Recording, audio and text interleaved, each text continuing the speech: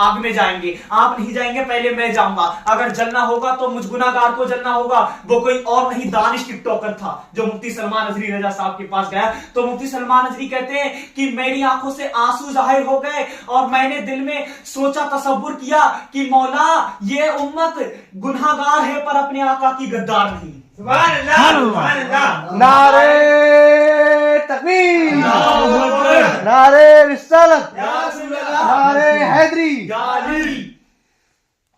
नारे हैदरी जाली। और आपसे देखें आपको कितनी बाबरकत, कितनी मोहब्बत करने वाला था। कौन?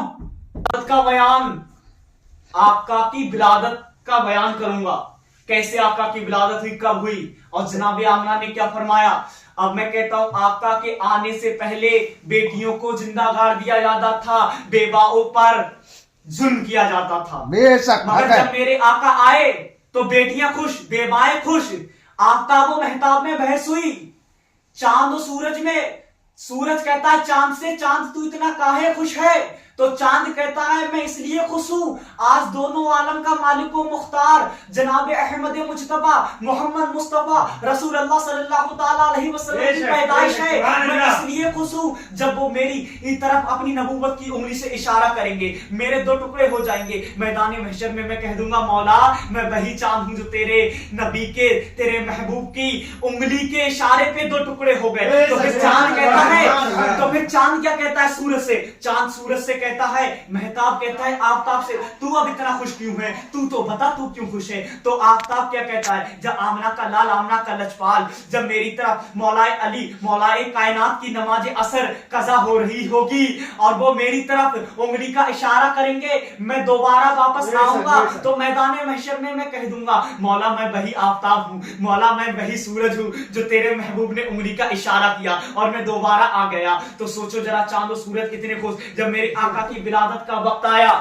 सुने जरा, जनाब आमना रज़ी अल्लाह ताला अन्हु से पूछा गया, माशाल्लाह आपकी काम में बरकत करे और आपको ये पैसे वापस दे दिए जाएंगे। आमना कहती हैं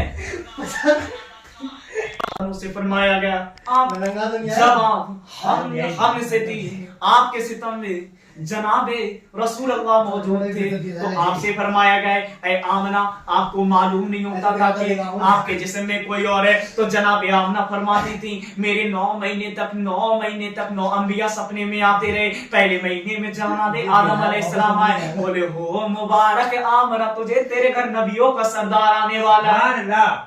दूसरे महीने में जनाब शीस अलैहिस्सलाम आए, बोले हो मुबारक आमना तुझे दोनों आलम का मालिक व मुख्तार आने वाला है तेरे घर। मैंने कहा ओ नबी की अम्मी, दुनिया की ऐसी कोई औरत नहीं जो कि हमल से उसके दर्द ना हो।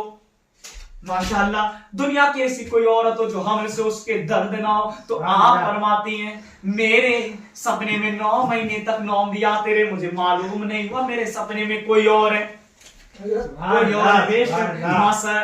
और है। आपके पास से खुशबू आती थी, नबी की दादी जान गई। नबी के दादा जान से फरमाया ऐ मेरे शोहर, ऐ मेरे सरताज, मक्का का दस्तूर बड़ा अलग है, मक्का का रीति रिवाज बड़ा अलग है। जिसका शोहर दुनिया से चला जाता वो खुशबुएं ना इस्तेमाल करती, नए तरह तरह के नए कपड़े ना पहनती।